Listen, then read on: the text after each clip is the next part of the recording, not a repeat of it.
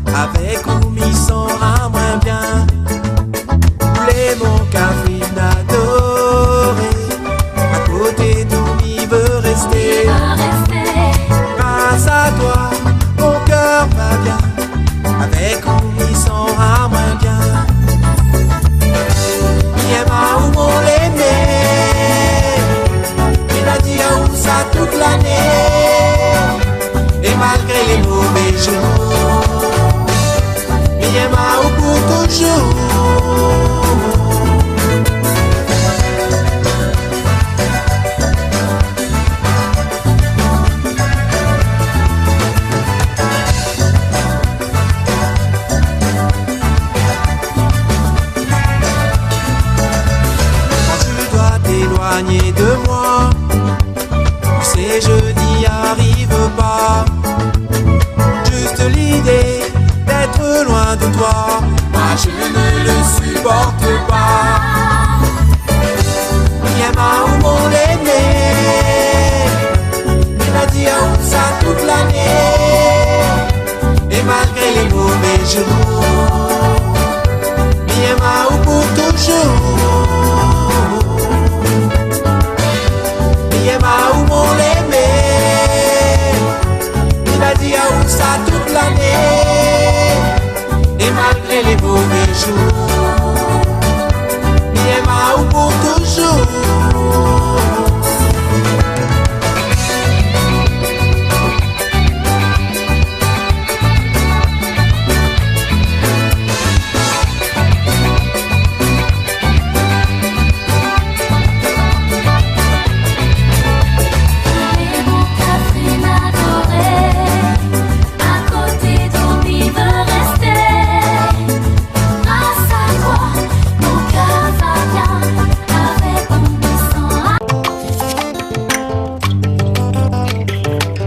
Catherine Adoré, le titre phare de cet album, premier single qui a été un succès quasi immédiat sur les ondes de radio. Et Meta, que l'on découvre ici, notre émission de musique locale Couleur Pays, dans un pub bien connu de Saint-Pierre, où il y a de très bons tapas et de très bons musiciens qui se produisent régulièrement. Ils nous accueillent fort sympathiquement pour cette série d'émissions. Alors, cet album a été fait donc avec DIC, toi, vous avez votre propre studio, vous allez dans un autre studio, comment vous faites? Alors depuis 2010, donc on a ouvert le studio qui s'appelle Besson Production. Donc c'est un studio qu'on a emménagé spécifiquement par moi et par DIC en l'occurrence. L'avantage c'est que nous, par rapport à l'album Catherine Adoré, il fallait faire un album avec un son de batterie acoustique. Donc il fallait faire les prises de son en studio. Donc on l'a aménagé spécifiquement pour donner vraiment un son, contrairement au Zouk Love où là c'est un peu plus mélangé la musique en termes de batterie. Et là vraiment c'est un son enregistré directement avec un batteur, un son acoustique et le studio, là ça y est, depuis la sortie de l'album Meta et Catherine Adoré. Donc c'est vrai qu'on a de plus en plus de contacts, je dirais, en termes d'artistes qui souhaitent sortir un album ou essayer de se faire connaître, notamment sur le Sega, en plus du Zouk Love, qu'on en reparlera un petit peu plus tard. En tout cas, c'est vrai qu'on retrouve de plus en plus votre collaboration avec d'autres artistes. Oui, tout à fait, puisqu'on a produit, on n'a pas produit Sistaflo, attention, on a fait une chanson pour Sistaflo sur son titre, voilà, Mon meilleur ami. On a fait aussi l'enregistrement musical du dernier album de Shiver, qui est aussi Zouk Love, et son premier d'ailleurs, tout à fait, c'est pour son dernier album. C'est son premier album, autant pour moi. Et donc voilà, donc c'est vrai que ça y est, le studio commence à se faire connaître et on a quand même quelques contacts intéressants et on connaît des artistes. Et surtout, je dirais, la grosse actualité du moment pour nous, en plus de l'album, de mon album Catherine Adoré, c'est aussi la sortie de l'album Les Nouveaux Talents Zouk du 974, donc qui a été fait aussi à notre studio suite à un concours musical qu'on avait organisé. Donc les 6 lauréates qui ont gagné le concours. Donc à ce moment-là, on a décidé de faire l'album pour eux, et donc voilà, c'est pour elles plutôt, puisque c'est 6 filles qui ont gagné. Revenons sur le tien, oui. Meta Catherine Adoré. Les musiciens, donc c'est le personnel que vous utilisez quand vous êtes sur scène, personnel entre guillemets, bien sûr, les musiciens que vous utilisez quand vous êtes en scène, ou alors sont des gens qui sont des... Alors au studio, c'est un peu plus différent, puisque tout l'enregistrement, tout l'arrangement, tous les instruments ont été faits par moi, par DIC et par un cousin à moi que je salue, qui s'appelle Jean-René, qui a fait les percussions. DIC, lui, donc comme je disais, il a composé, il a fait la basse dessus, il a fait la guitare et il a fait un peu de synthé. Moi, pareil, j'ai fait le synthétiseur et j'ai fait la batterie sur certains titres. Et donc voilà, je dirais, c'est un album qui a été essentiellement fait par la famille, quoi. Je dirais, on était à 3 dans le studio et voilà, aujourd'hui, c'est un résultat quand même assez intéressant, par, bien évidemment, l'accueil du public. Maintenant que la chanson est sortie, tu te produis de plus en plus en scène, donc oui. Sans doute dans des animations pour faire ce qu'on appelle des playbacks. Et est-ce qu'il y a également des scènes de prévues sur des grosses scènes à La Réunion? Alors oui, sur le deuxième semestre, donc en juillet, août, on a un live qui est prévu. Donc c'est en cours de validation. Hein, le contrat est presque finalisé. Il y aura aussi une bonne nouvelle, et au passage je salue David Luisin, hein, qui est quelqu'un que j'admire énormément. On aura peut-être une tournée aussi qui est prévue en métropole, mais ça sera du playback, ça sera pas du live, qui sera prévu vraisemblablement en octobre. Voilà, donc ça c'est des choses qui sont en cours, mais c'est à 80% sûr. Voilà. C'est les deux grands rendez-vous pour Meta, sortie d'album, c'est un événement. La scène en public, mois de juillet-août, c'est ça? Voilà, pour le live. Et en octobre, donc cette tournée qui est prévue avec un autre artiste de la région ouest, et qui n'est rien d'autre que David Luisin. David Luisin, bien connu sur la scène réunionnaise, un ségatier qui effectivement est très actif et très dynamique. En tous les cas, avant que l'on se quitte, je te propose de regarder un peu de musique d'un truc un peu spécial, c'est Couleur Pays. Ensuite, on se retrouve, je souhaite, très très prochainement dans d'autres lieux avec d'autres radios pour des animations Bien entendu. un peu dynamique, très dynamique en tous les cas. Et puis on souhaite surtout un bon vent pour ce début de carrière qui est un début de carrière qui est plutôt prometteur, puisque premier titre, premier succès. On ne souhaite qu'une seule chose, c'est que le succès se renouvelle à chacun des titres qui seront diffusés. En tout cas, je voulais te remercier d'une part pour ton invitation. Remercier aussi pour ton émission, hein, Couleur Pays, hein, une émission musicale très appréciée, en tout cas dans mon entourage. Et ça me fait énormément plaisir d'être là et de parler de mon actualité et de mon album. Voilà. À très bientôt, Meta. On se retrouve, nous, dans un instant, après une pause musicale.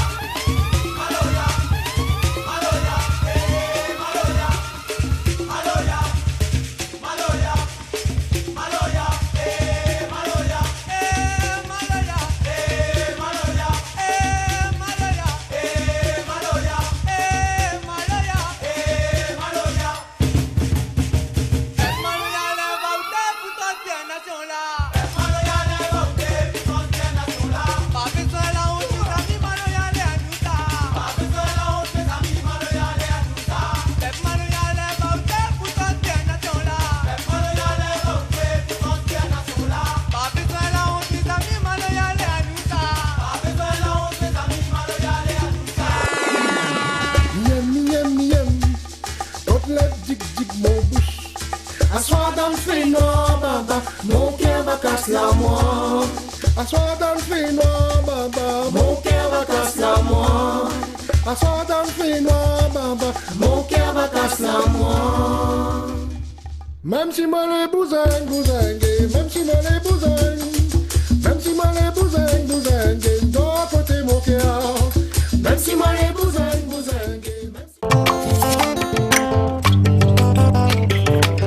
Après avoir retrouvé Meta et son tube Catherine Adoré, et vous avoir proposé cet extrait de danse, eh bien, je vous propose de découvrir celle qui est à l'initiative de cette troupe de danse, à l'initiative de cette création. Elle s'appelle Gina, et on la connaît bien dans le milieu musical.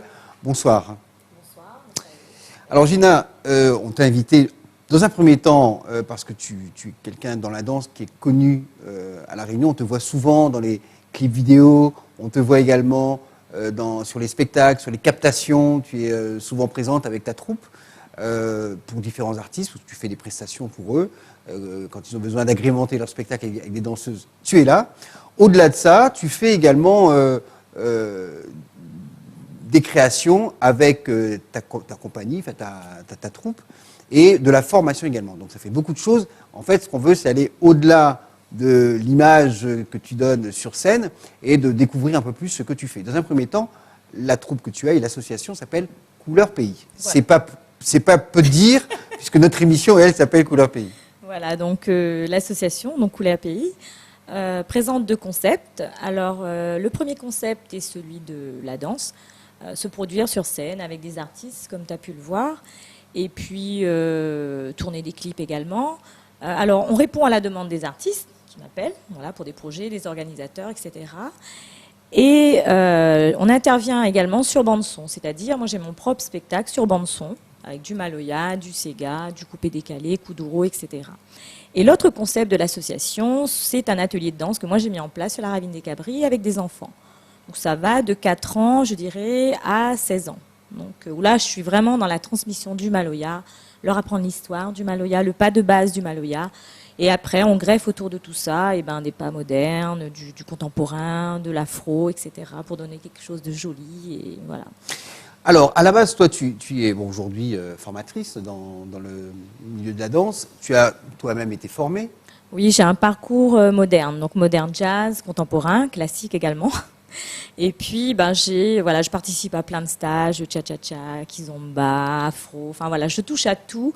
Dès qu'il s'agit de danse. Dès qu'il s'agit de danse, et j'invite tous les parents à envoyer les enfants vers ces cours-là, vers des cours de classique, de danse classique et de moderne, parce que ça apprend la posture, ça apprend plein de choses, et ne pas se limiter à juste savoir danser, tourner le rein, parce que sur scène, il y a autre chose, quoi. Il y a quand même l'expression scénique, il y a plein de choses qui... la chorégraphie aussi. Là, il y a la chorégraphie. Qui oblige à danser ensemble. Danser ensemble, comment se placer sur scène, il y a tout ça, la grâce, la sensualité, enfin... Voilà, donc c'est un plus, et moi j'encourage toutes les mamans à mettre leurs enfants, leurs petites filles à la danse classique, au modern jazz. Alors, les formations que tu prodigues sont du côté du Moulin Café, c'est ça, à la Ravine des Cabris? Voilà, au Moulin Café de la Ravine des Cabris, oui. Et les cours, c'est quoi? C'est le mercredi, le samedi? C'est le mardi de 17h jusqu'à 19h, donc j'ai 2 ateliers de danse. Très bien. Alors, la transmission du savoir, la transmission donc, de la danse du maloya, pour certains, ça peut paraître un peu étonnant, puisque la transmission naturelle qui s'est faite depuis plusieurs générations se fait de père en fils, de mère en fille, de papa à enfant, ou de parent à enfant tout simplement, parce qu'il y a une tradition familiale à La Réunion qui est forte. Alors aujourd'hui, les choses sont un peu différentes, parce qu'on a un peu déstructuré la famille, les gens ne sont plus vraiment en clan comme ça, on est dans des habitations un peu différentes, une urbanisation galopante, qui fait qu'il y a aussi cette rupture comme ça de transmission naturelle de la connaissance et entre autres de la musique, de la danse. Oui, je pense qu'il y a cette rupture. Moi, personnellement, je ne viens pas d'une famille de maloya. Je veux dire, mes parents ne dansaient pas le maloya, ma famille ne danse pas le maloya. Enfin, on n'est pas là-dedans, ni dans les services cabarets, etc. Maintenant, après, pourquoi moi je vibre autant sur du maloya? Je pense qu'il y a un petit ancêtre qui a dû passer par là. J'en sais rien, tout ce que je sais. Dans le code génétique. Dans le code génétique, et moi je kiffe ça. Je veux dire, je vibre sur du maloya, et j'ai vraiment envie de transmettre, parce que je trouve que la génération qui arrive, les enfants, les plus jeunes ne savent pas danser le maloya. Alors le sega, c'est plus facile, c'est vrai. Le pilé du maloya, donc ça se perd. Moi, je pense que ça se perd, et je le vois dans mon atelier tous les jours, quoi. Donc ce qui t'a amené à déjà te former, à aller faire des petites recherches quand même sur le maloya, sur ce que c'est, sur les pas. Voilà. Il y a différents types de maloya. Tout à fait. On va pas tous les énumérer, mais... Non. Et puis j'ai également fait un travail avec l'association Les Compères Créoles, donc Jean-Max Casanov, oui. qui fait lui du sega piqué, scottish, polka. Donc moi, c'était évidemment le maloya. Donc voilà, ce sont des personnes avec qui j'ai travaillé, et voilà, j'ai beaucoup apprécié, qui m'ont aussi appris au niveau de ces danses traditionnelles de La Réunion. 2 groupes sont formés par toi, c'est les 4-8 ans et les 8-15 ans. Oui. 8-15 ans, donc les ados et les très jeunes. Les très jeunes. Et comment est perçu ça par la jeune génération, justement, ces petits marmailles, et ceux qui sont un peu plus âgés? Alors... Est-ce qu'ils adhèrent tout de suite? Est-ce qu'ils sont heureux? Ils adhèrent. Hein, tout ce qui dit danser, tourne le rein, piler, ils adhèrent. Il n'y a pas de souci. Mais c'est vrai que le maloya est très physique. Ouais. Donc, je veux dire, au niveau de la pédagogie, il faut vraiment y aller tout doucement. Faut pas les brusquer. Il faut leur donner des temps de pause, par exemple, parce que c'est très physique. Parce que après l'école, après 4 heures, ils n'en peuvent plus, ils sont fatigués. Ma question, elle est au-delà de ça. C'est-à-dire que... Comment ils perçoivent Parce que oui, en plus de cette partie très, très pédagogique, un jeune aujourd'hui entre 4 ans et 8 ans, et alors 8 ans et 12 ans, c'est encore pire, il a comme référence ce qui sort du poste de télévision. Et ce qui sort du poste de télévision, c'est pas le maloya. Non, c'est pas le maloya. C'est tout ce qu'on voit sur les chaînes nationales, avec les danses qui vont avec. Donc rap, dancehall ou autre. Oui, bien sûr, oui. Donc, par rapport à ça, est-ce qu'ils s'y retrouvent finalement, et est-ce que, parce que la finalité c'est de de rattacher un peu tous ces jeunes-là à leur ancrage culturel. Moi, je pense qu'ils s'y retrouvent parce qu'on a quand même des artistes, si je peux citer les noms, Oui, comme Indigo, comme Kiltir, qui sont des référents. voilà, qui sont des référents Pour eux. voilà. Donc quand je mets un morceau d'Indigo ou de Kiltir, les gamins accrochent, ils accrochent. Après, quand je parle de l'histoire, quand je leur dis, voilà, c'était interdit avant, maintenant c'est autorisé. Et puis, je trouve que les enfants accrochent, pour moi, le son, tout ce qui est djembé, tout ce qui est roulaire, ils accrochent. Franchement, ils accrochent. Voilà, ils ont envie de danser, ça vient naturellement. Donc là-dessus, il n'y a pas de souci. Ils viennent naturellement danser et c'est spontané, quoi. Alors en plus, la cerise sur le gâteau serait qu'ils aillent un peu plus vers l'histoire de notre île à travers cette musique pour qu'ils s'intéressent à l'histoire de la Réunion. L'histoire de la Réunion. Je fais des fois des petits cours d'histoire en leur expliquant ce que c'est. Très bien. En plus de ça, donc, tu as ta compagnie, donc Couleur Pays. Vous intervenez pour d'autres artistes et également sur scène. Alors, on en profite, on est aussi là pour faire un peu de promotion. Où est-ce que les gens peuvent te trouver, te rencontrer, t'appeler, etc. Je sais que tu as Facebook et tu as un téléphone. Alors j'ai Facebook, j'ai un téléphone. Donc l'association c'est Couleur Pays, donc KOULERPEI. On sera présent, oui, comme vous. On sera présent le 11, 12 et le 13 mai au Théâtre de Saint-Gilles pour la Fiesta Mauricienne. Voilà. Donc on a plein de projets. On participe également au Grand Boucan. Donc en fait, je travaille avec tout le monde. Voilà. Si un organisateur souhaite il avoir tes services. Alors au 06 92 70 21 74. Donc il m'appelle et j'étudie le projet. Donc si c'est dans nos cordes, oui, bien sûr, on travaille ensemble. Donc je travaille beaucoup en partenariat avec des artistes, avec des organisateurs. Voilà, c'est un petit peu. C'est pas seulement une prestation, c'est que tu adhères à un projet quand même. J'adhère à un projet, je m'adapte à l'artiste, je m'adapte à ce qu'il me demande, je m'adapte, voilà, à la Fiesta Mauricienne, on me demande des couleurs, je m'adapte à cette couleur, je fournis les vêtements de cette oui, je fais les vêtements également. Donc ça me permet de gérer aussi ça, de pouvoir gérer les tenues sur scène, voilà, je sais ce que je veux et en même temps je m'adapte à l'organisateur, aux musiciens, aux chanteurs, à tout le monde, quoi. Voilà. C'est Gina, donc vous savez où la joindre, comment la joindre et surtout aller la voir quand il y a des spectacles tant mauriciens que réunionnais. Et puis dans le Maloya, elle est présente également. Bref, l'association Couleur Pays qui produit des spectacles et des prestations de danse, c'est indispensable à aller voir de visu parce que c'est très intéressant. Dans les médias, un court extrait de ce que tu fais. On se retrouve ensuite pour la conclusion.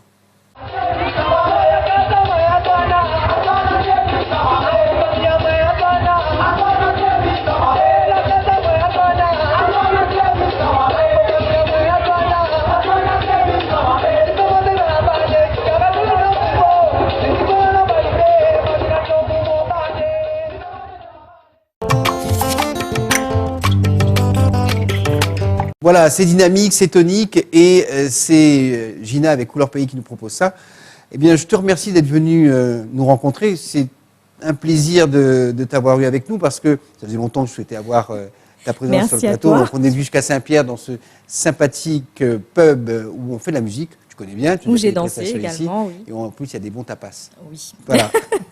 Donc, bon vent. Les prochaines dates, c'est avec dans la Fiesta Mauricienne. Et puis, il y aura Brapanon. Voilà. Ah, pour la foire, c'est ça? La foire Brapanon avec Jimmy Caz, avec un groupe de Maloya. J'ai mangé le nom du groupe. Voilà, il y aura un groupe de Maloya, je crois. C'est Ker Maloya. Ker Maloya, et puis avec Jimmy Caz. Et puis, je pense qu'il y a d'autres dates qui vont tomber. Voilà. Tout va bien, tout marche, on est très heureux et on souhaite que Couleur Pays, au même titre que cette émission, dure très longtemps. Rendez-vous la semaine prochaine pour une nouvelle édition de Couleur Pays. Et il ne me reste plus qu'à vous souhaiter une excellente soirée. Salut!